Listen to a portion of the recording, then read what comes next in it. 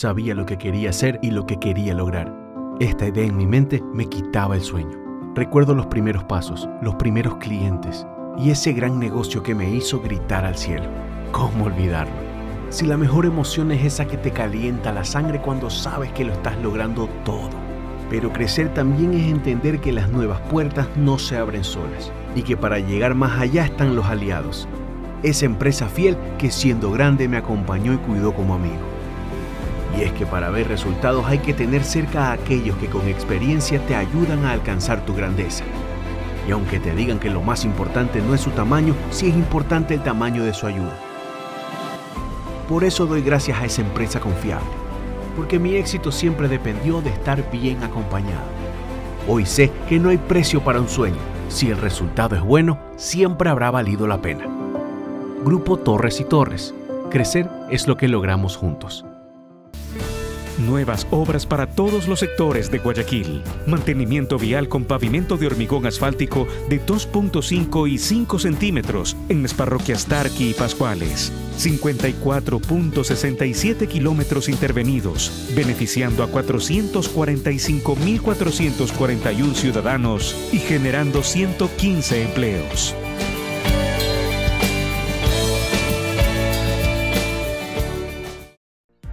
Bienvenidos a Emprendedores Exitosos, el factor humano de cada emprendedor.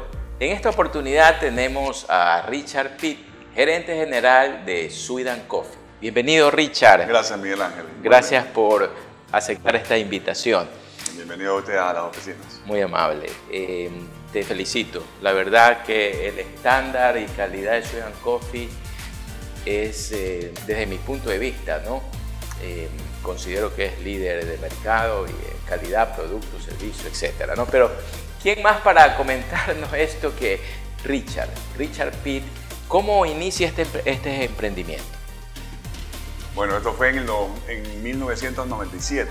Es una historia que creo que la hemos contado miles de veces, ¿no? O sea, sale cuando nos entrevistan y además nosotros mismos la contamos también en nuestras redes sociales. Fue básicamente, éramos enamorados, Soledad y yo, y fue una idea, ¿no? Los dos trabajábamos en una institución financiera y teníamos ganas de emprender. Yo ya había emprendido ciertos negocios antes. Fui dueño de bares, de discoteca, 2 o 3 años antes. Inclusive simultáneamente cuando pensamos en River Park, más o menos al mismo tiempo, también emprendí un negocio con mi papá, ¿no? Que fue River Park, fue el centro de diversiones de River Park. Entonces ahí éramos enamorados, como decía, con Soledad, y en algún momento tuvimos la oportunidad de un amigo en común que se estaba haciendo Mall del Sol. En ese entonces llenar un patio de comidas era muy complicado porque franquicias norteamericanas o franquicias internacionales habían muy pocas en 1997, habían muy pocas comparado con lo que hay ahora. Y el negocio de comida, en patios de comida, era muy incipiente porque no habían muchos centros comerciales. Habían 2 quizás en Guayaquil en ese entonces. Entonces llenar un patio de comidas y de ese tamaño era complicado, ¿no? Entonces nuestro amigo empezó en una conversación que tuvimos, mira, nos dijo, tenemos un patio de comidas, si se les ocurre algún negocio para el patio de comidas, por favor preséntenmelo. Entonces ahí fue esta oportunidad que la cogimos, ¿no? Y dijimos, bueno, no conocíamos mucho del negocio gastronómico, éramos financieros más bien. Y ahí fue madurando la idea, ¿no? Entonces de ahí nació un poco, por una oportunidad nació la idea. Ya. ¿Y por qué Sweet & Coffee? Exacto, ¿por qué café y dulces? ¿Por qué el café? Ajá. A ver, por 2 cosas. Primero porque Soledad hacía dulces. Hacía dulces como hobby, caseros. Ya. No es más, para vender a sus amigas. Cuenta la historia que me convenció por los dulces, ¿no? me convenció o me conquistó, perdón, por los dulces. Te endulzó. O sea, así cuenta la historia. Y a mí, por otro lado, me gustó siempre el negocio del servicio. Si te das cuenta, estuve en bares, en discotecas, después en un parque de diversiones. Siempre estuve... sí, efectivamente me gradué en finanzas. Me gradué de la universidad en finanzas. Empecé a estudiar o empecé a trabajar en un banco. Pero cuando yo estaba en el banco me di cuenta que lo mío no era la banca, sino que más bien yo me inclinaba por negocios de servicio. Por un emprendimiento. Más que un emprendimiento, por negocios de servicio, ¿no? Okay. Y sí quería emprender. Entonces siempre cuando estaba en el banco pensaba, tenía ideas, yo tenía ahí 24, 25 años y tenía ideas, ¿no? Primero fue la discoteca, los bares, el parque de diversiones, tenía ideas de restaurantes, tenía ideas de tipos de negocios de servicio, gastronómicos, de entretenimiento, por ahí iba el tema, ¿no? Entonces conjugamos estas dos aficiones o estas dos intereses que teníamos tanto mi esposa como yo. Esta oportunidad que nos llegó y ahí fue que empezamos a madurar la idea un día, inclusive me acuerdo que estaba yo de visita como enamorado en la casa de ella y al principio decíamos, bueno, quizás algo de dulces, pero después empezamos a pensar y yo recuerdo que en la universidad, que fue en el 93, 94, inclusive antes, perdón, 92, por ahí. Yo estudié en Estados Unidos, recién empezaban los negocios de locales especializados en café. En el 90, al principio de los 90 recién empezó esto acá. ¿En qué ciudad estuviste tú? Yo estaba en Luisiana. Este es un negocio, el negocio de café especializado en América recién empezó por los 90, ¿no? Entonces yo tenía eso en mente, entonces le dije, ¿por qué no apostar por un concepto donde los dulces y el café, las dos cosas sean importantes? No seamos una dulcería con un complemento de café, no seamos una cafetería o un lugar especializado en café con un complemento de dulces o de vitrinas, sino que seamos algo igual de fuertes. Entonces, ahí fue que le empezamos a dar forma. ¿Cuál fue el éxito de este emprendimiento? Ya nos estás explicando cómo nace, de ahí toman un local, me imagino, en mall. Y luego, ¿qué ocurre? ¿Cómo este emprendimiento toma fuerza y ahora cuántos locales tienen? ¿Cómo fue esa explosión? Bueno, 25 años de aprendizaje o de 25 años de tantas cosas que han pasado. Sí, efectivamente, abrimos el primer local en Mall del Sol en el 97. Como te decía, nosotros no conocíamos el negocio gastronómico. Fuimos aprendiendo en el camino, más bien éramos entusiastas, nos gustaba el tema del servicio, Soledad, como te decía, tenía el hobby de los dulces, pero fuimos aprendiendo mucho el tema del café, el tema gastronómico, y lo que sí desde el principio, yo soy una persona muy estructurada, Soledad también, organizada, entonces muy metódica, muy de rutinas, entonces desde el principio empezamos a escribir todo. Desde el principio empezamos a hacer manuales, procedimientos y todo a estandarizarlo, ¿no? ¿De quién nace eso? ¿De ti, de ella? De los dos. Los dos somos muy parecidos en ese sentido. Entonces, prueba y error. Mucho era prueba y error. No es que nos juntamos con alguien que sabía, que nos dio el know-how. Ese punto es interesante porque a veces uno como emprendedor piensa que no hay que cometer errores. ¿Cuántos errores cometieron? Cuéntanos. Ya perdí la cuenta. Miles de errores, claro. Con los errores aprendes, en realidad, ¿no? Tienes que cometer errores, es la mejor forma de aprender en muchos casos. Correcto. Tienes que cometer errores. De acuerdo. Y saber llevar los errores, es decir, sacar una oportunidad del error. Yo recuerdo algo, que alguna vez te preguntaba en esa época, ¿por qué se demoraron tanto en poner un segundo o tercer local? Porque yo insistía con Richard de por qué se demoraban tanto y a veces no entendía. Digo, no sé cuántos años tuvieron, 8 años. No tanto. El segundo local fue en el 2000. Es decir, ¿cuántos años fueron? 3 años después. 3 años. 3 años después, que igual es bastante, ¿no? Ahora uno ve que los emprendedores, sobre todo en este tipo de negocios, quieren poner el segundo local el mismo año o el segundo año, ¿no? Y quieren hacer una marca, una expansión de tener 8 locales rápidamente. Está bien y está mal, eso ahí, para mí. Creo que eso fue algo positivo nuestro, ¿no? Que antes de poner nuestro segundo local, aprendimos bastante. Aprendimos muchísimo, escribimos muchísimas cosas, hicimos procedimientos, manuales, aprendimos de los errores. Entonces ya el segundo local, nosotros sabíamos mucho más cosas, ¿no? Y aparte de saber mucho más cosas y entender mucho mejor el negocio, teníamos ya un músculo financiero adicional, ¿no? Teníamos un local exitoso, ¿no? Que había sido exitoso durante 3 años y eso nos ayudó a tener un capital para poner un segundo local con nuestro capital propio y ahí vinieron otros más, ¿no? Pero creo que fue positivo en ese entonces porque yo veo muchas personas, muchos emprendimientos que terminan fracasando porque abren, ya sea de comida o ya sea de cualquier otro tipo de negocios, abren su empresa y quieren crecer muy rápido, ¿no? sin estar preparados. Y quieren crecer muy rápido sin tener inclusive los recursos, ¿no? Creen le está yendo más o menos bien y quieren expandirse muy rápido. Y eso, ¿no? es un riesgo. Y eso es un riesgo. Entonces hay que saberlo medir, ¿no? Hay que saberlo medir.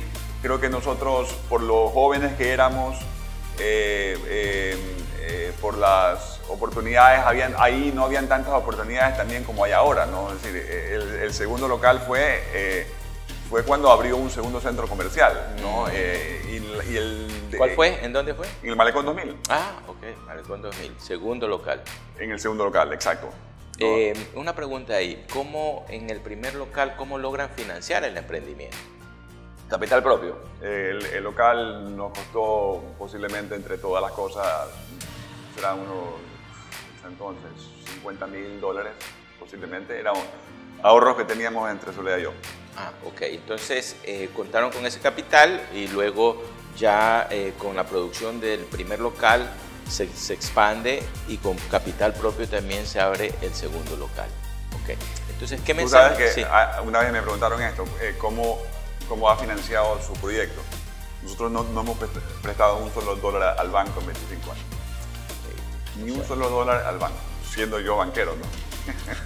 Autofinanciado. Bueno, se autofinanció el negocio permanentemente, se autofinanció. Entonces, obviamente, cuando tenías un local, abrir un segundo local tomaba tiempo porque estabas duplicando tu empresa.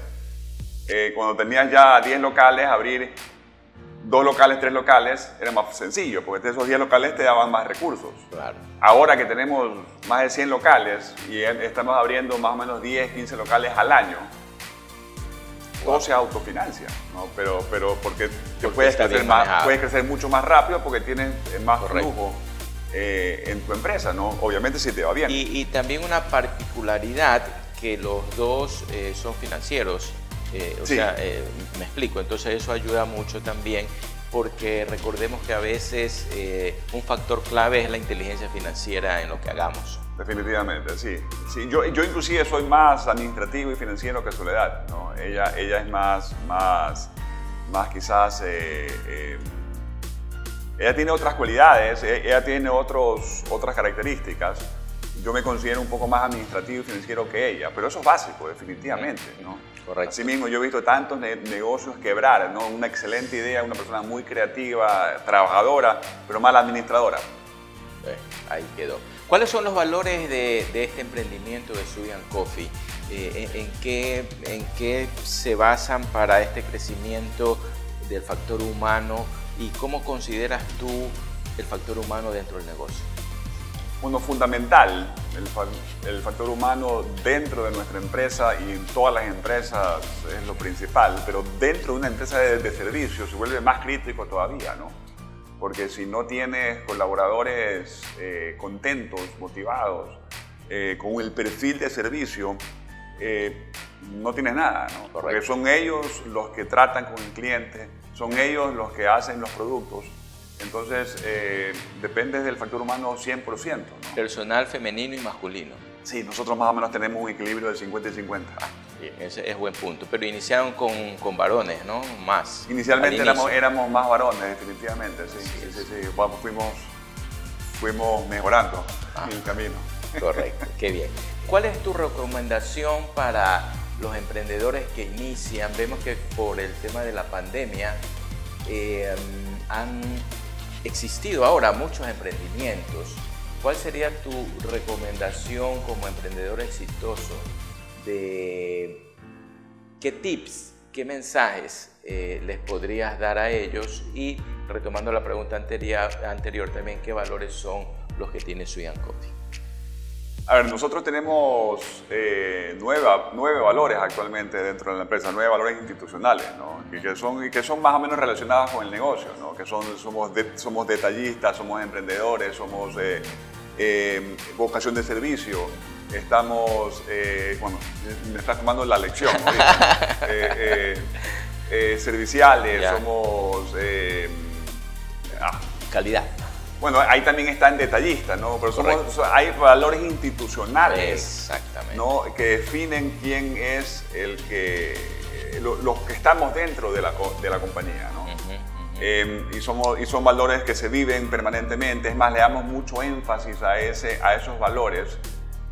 Tanto así que tenemos una estrategia anual dentro de la compañía que se viven los valores y que cada mes tenemos un valor, una vivencia de un valor, ¿no? Entonces hay un esquema donde hay comunicación, concursos, evaluaciones, etcétera, donde vivimos intensamente cada uno de los valores de la compañía mensualmente, ¿no?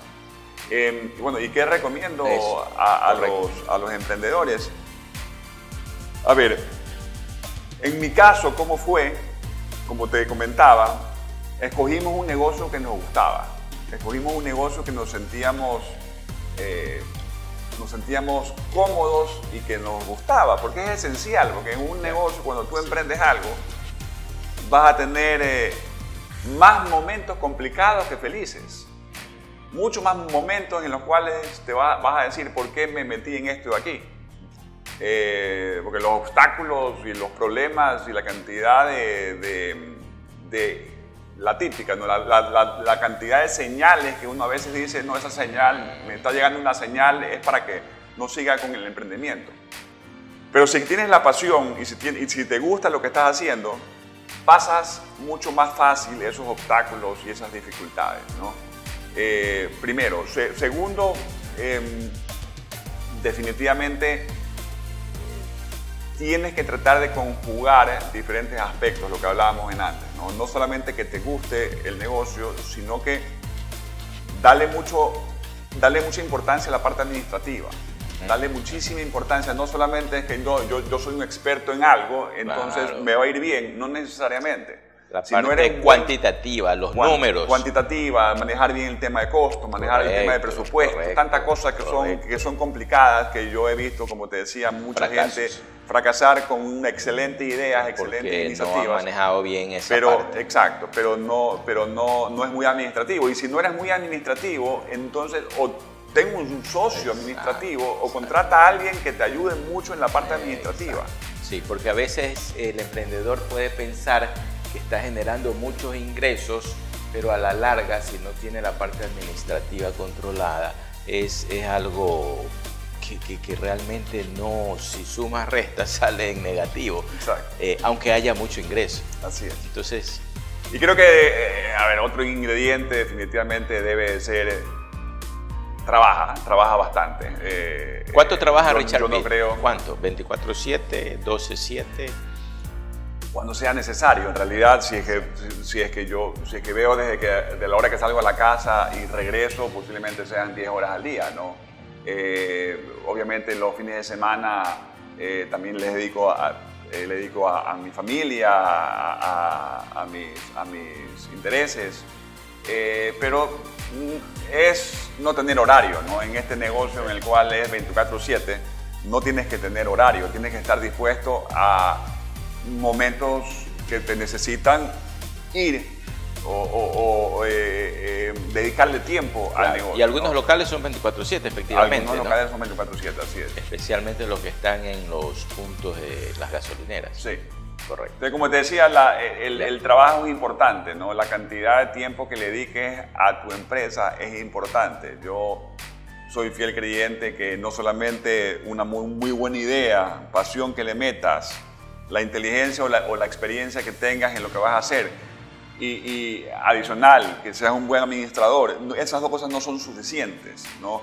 El tiempo que le metas a tu negocio es como cuando uno ve a un deportista y dice, ¿por qué este deportista es mejor que el de acá? Si luego tienen las mismas habilidades. Bueno, este de aquí entrena más. Este de aquí se queda después de los entrenamientos 2 horas más, llega 2 horas antes al entrenamiento. Él es mejor por eso ahí. Lo mismo es en el trabajo. Ya has tocado un punto importante, el factor humano, el tema de entrenamiento. ¿Cómo consideras tú el tema de entrenamiento y capacitación dentro de la estrategia de Sweet & Coffee? Importantísimo. Siempre pensamos desde el principio que la forma de poder crecer, expandernos, es teniendo gente más formada, desarrollada, capacitada, ¿no? Porque quizás es más fácil cuando estás tú en un local y tú estás como dueño en el local y supervisas todo y corriges todo, y a veces tú mismo metes mano para que cuando lo hacen mal, mejorarlo. Entonces puedes tener gente que quizás la capacitación no es tan importante porque tú estás ahí. Pero cuando empiezas a expanderte, cuando abres un segundo local, un tercer local y expandes tu negocio, si no tienes gente formada y capacitada, estás destinado al fracaso. Entonces, nosotros lo tomamos muy en serio eso ahí desde el principio, ¿no? Y formamos al principio, bueno, era una capacitación permanente y después formamos. Creo que ahí contaron con factor humano también, ¿no? Correcto, claro. Estuvimos juntos varios años, ¿no? Que tú nos ayudaste al principio con la capacitación de los colaboradores. Éramos pequeños ahí. Y después vimos la necesidad de hacer una universidad o ya hacer un centro de capacitación mucho más grande e importante, ¿no? Y le pusimos un nombre que es la Universidad del Café. Yo recuerdo que incluso ahí dimos algunas charlas de valor agregado en el tema de la Universidad del Café. Eso te quería preguntar, ¿cómo nace a raíz de los seminarios, creo que se impartían, ¿no? Nace la Universidad del Café? Sí, al principio no teníamos un pensum académico nosotros, no teníamos un esquema o contenidos de los cursos que teníamos que impartir, entonces definitivamente nos ayudamos muchísimo. ¿Qué tiempo dura esa capacitación? A ver, nosotros actualmente tenemos un pensum académico que es de años, ¿no? y que lo hemos formado de tal manera que dependiendo del nivel que estés como colaborador, tienes la opción o se te abren 4 o 5 cursos, digamos, ¿no? Entonces es como la universidad. ¿Al año o esos cursos? Depende, digamos, cojamos el ejemplo de un local, ¿no? En un local pueden haber 5 niveles, en los cuales está el primer nivel, que es el que entra, el de atención al cliente, el segundo nivel que puede ser el cajero, el tercer nivel que puede ser hay un puesto que es entre el cajero y el administrador de local. El cuarto nivel puede ser ya el administrador o gerente de local, y el quinto nivel pueden ser ya un gerente de operaciones, digamos. Ya, pero ¿qué temas ven ahí? Entonces, por ejemplo, si tú estás en el primer nivel, tú tienes que tomar los cursos de tu primer nivel, que son atención al cliente 1, talento humano 1, motivación, barista 1. Cuando pasas al segundo nivel ya ves, siempre es más o menos relacionado con los mismos temas, ¿no? Correcto, pero ¿cómo formas al gerente? O sea, ya vas haciendo el semillero. Se va haciendo el semillero porque cada persona que va creciendo, antes de pasar al segundo nivel, tiene uno de los requisitos de haber tomado los 5 cursos del primer nivel. Entonces, para pasar al tercer nivel, así mismo, ¿no? Entonces, tú cuando ya pasas al quinto nivel, que ya eres gerente de operaciones, digamos, ya has tomado 25 cursos. Fantástico. ¿No? Fantástico. Durante, puede ser 6 años, 7 años, dependiendo de lo que te toma a ti llegar a ese nivel, ¿no? Porque también depende de otras cosas, las evaluaciones, tu edad, hay otras cosas más, ¿no? ¿La edad influye? La edad también influye. ¿Cuentas con personal joven, mediano, o también has considerado ya los grandes? Mucho joven, porque mucha gente, si el grueso de la empresa está en la parte de operaciones, ¿no? Y los baristas, los cajeros, son normalmente personas jóvenes, ¿no? Que están recién graduadas o están estudiando, o quizás se graduaron del colegio y no han tenido la oportunidad para ir a la universidad. Pero el promedio ahí puede ser 24, 25 años, ¿no? Los líderes sí definitivamente son más adultos. ¿Hasta cuántos años? ¿Hay límite? No hay límite, no hay un límite dentro de la compañía, pero los líderes normalmente son más de 30 años, claro, ¿no? Y el promedio debe estar entre 30 y 45. Preparados, por supuesto. Un punto importante, ¿qué es el término barista? Bueno, el término barista es un término italiano, ¿no? Que son los expertos en hacer cafés, como el bartender, ¿no? de los cócteles. Acá es el barista, que es el que hace cafés, ¿no? Es un término italiano que lo pusieron desde los años 80, si no me equivoco. Pero eso es una profesión, ¿no? Es una profesión de ser un experto en lo que estás haciendo. Las personas pueden creer que hacer un café es muy sencillo. ¿Cuál es la fórmula de un buen café? Hablando desde el punto de vista del barista. Temperatura, espuma... Bueno, hay muchas cosas. El preparado, me refiero. Yo siempre digo que para tener un buen expreso depende que tengas un buen grano de café. Primero, una buena materia prima. Posiblemente un 30% depende de la materia prima, el otro 30% depende de un buen equipo y el otro 40%, más que las otras dos cosas, depende del barista, ¿no? Entonces, mucha gente piensa que yo compro un buen equipo y tengo un buen grano de café y ahí va a salir una bebida perfecta. Sí. Lo más alejado de la realidad. En realidad, el barista es lo más importante. Entonces, pero el barista se fija, hay muchas características para hacer un buen espresso, digamos, ¿no? Que es la contextura de la crema, que es para que te filtre adecuadamente el espresso, para que te filtre adecuadamente el agua caliente por el grano molido. Depende muchísimo de la presión. Que tengas una buena molienda, ¿no? Si la molienda del grano, que tú mueles el grano para cada bebida, ¿no? Mueles grano y ese grano molido lo usas para el siguiente espresso. Si la molienda no es la adecuada, el café te va a salir mal. Entonces el barista tiene que estar pendiente permanentemente de la molienda y no es cuestión de que en la mañana yo ajusto el molino y ya me sirve para la tarde. No, es más complejo que eso. Uno debe ajustar las muelas del equipo 4 o 5 veces al día, porque se van calentando las muelas, ¿no? y eso hace que la extracción sea distinta. Entonces tiene que tener mucho conocimiento para poder hacer esos ajustes, para poder identificar cuando el espresso está mal hecho y hacerlo de nuevo. No, es un sinnúmero de cosas en realidad, ¿no? Entonces, creeríamos que el tema de hacer un café es sencillo y simple, más sin embargo vemos que hay mucho conocimiento atrás de una tacita de café, de un espresso, de un cappuccino y de una variedad de cafés. Entonces, la experiencia no es accidente. Así es, ¿no? Son muchos años, ¿no? Y como lo hablábamos antes de la entrevista, nosotros ya llevamos 17 años haciendo un concurso de barismo, ¿no? Este año creo que es el número 17. Donde empezamos hace 17 años con 10 personas, con 10 colaboradores que concursaban en el concurso. Yo recuerdo que se hacía en Mall del Sol, ¿no? Se hacía en Mall del Sol. Y era básicamente no solamente para motivar y para reconocer a los mejores baristas que teníamos dentro de la empresa, sino asimismo también que sirva como una forma de aprendizaje para que ellos entiendan cómo se califica un expreso perfecto, para que entiendan qué es lo que están haciendo bien y qué es lo que tienen que corregir. Entonces, cumplía un propósito importante, no solamente de reconocimiento, sino también de aprendizaje. Vemos cómo un emprendedor exitoso tiene mucho por atrás en relación a su experiencia. El éxito no es de suerte. Coméntanos para terminar la entrevista, Richard. Vemos que hay una maquinaria, que hay un gran esfuerzo para ser un emprendedor exitoso.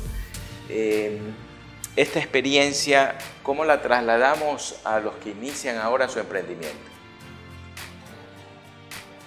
A ver, aparte de lo que he dicho, que creo que son cosas fundamentales para poder emprender, ¿qué otro consejo puedo dar? En realidad, no es tan difícil como parece, ¿no?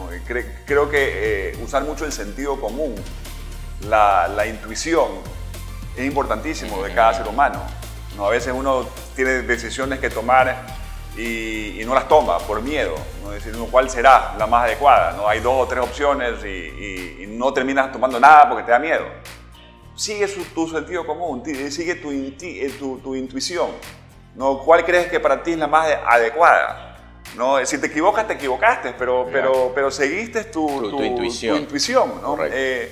Pero normalmente no te equivocas si sigues tu sentido común, si tomas decisiones con sentido común, ¿no?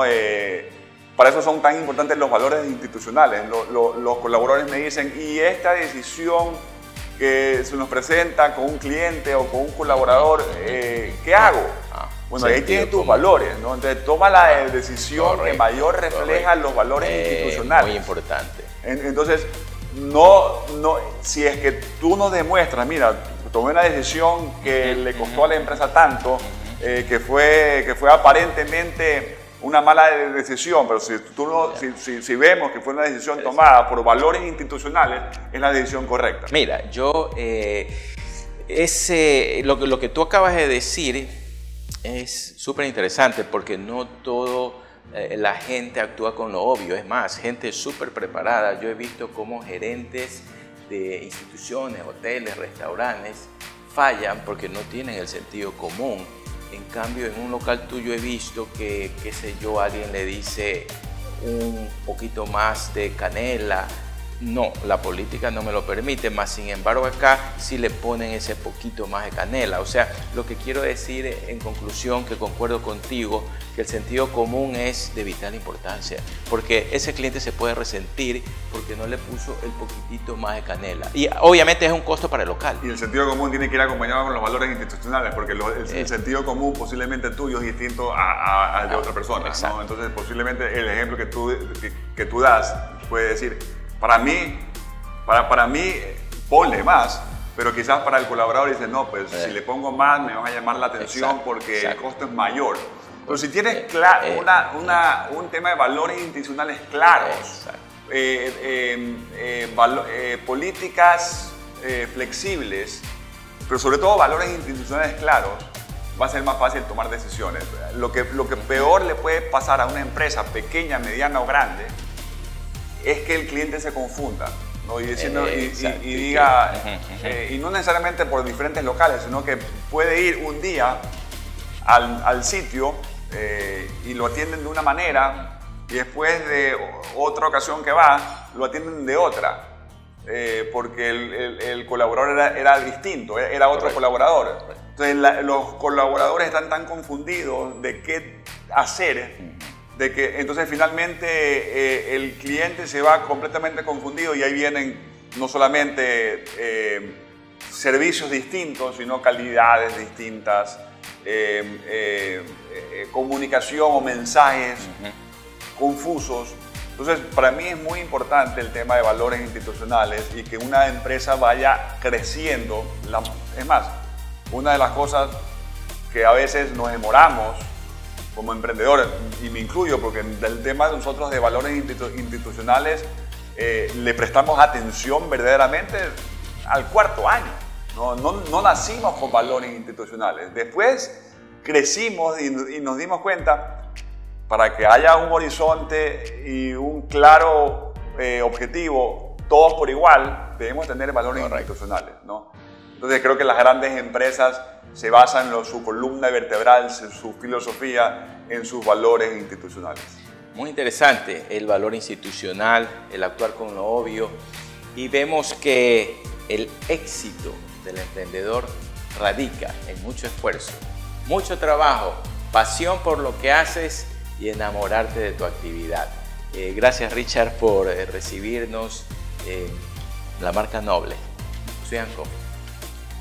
Muchas gracias, Miguel Ángel. Ha sido un placer conversar contigo, una linda entrevista. Gracias a ti.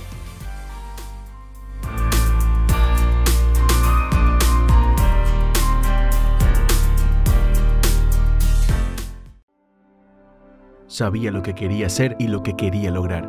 Esta idea en mi mente me quitaba el sueño. Recuerdo los primeros pasos, los primeros clientes y ese gran negocio que me hizo gritar al cielo. ¿Cómo olvidarlo?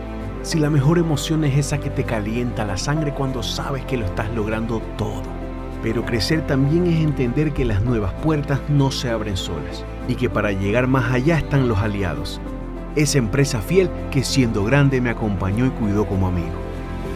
Y es que para ver resultados hay que tener cerca a aquellos que con experiencia te ayudan a alcanzar tu grandeza. Y aunque te digan que lo más importante no es su tamaño, sí es importante el tamaño de su ayuda. Por eso doy gracias a esa empresa confiable, porque mi éxito siempre dependió de estar bien acompañado. Hoy sé que no hay precio para un sueño. Si el resultado es bueno, siempre habrá valido la pena. Grupo Torres y Torres. Crecer es lo que logramos juntos. Nuevas obras para ti. Estamos llevando a cabo el mantenimiento vial con pavimento de hormigón asfáltico en las parroquias Febres Cordero, Letamendi, Sucre, García Moreno, Ayacucho, Jimena. 20.7 kilómetros intervenidos con obras, beneficiando a 345.300 ciudadanos y generando 183 empleos.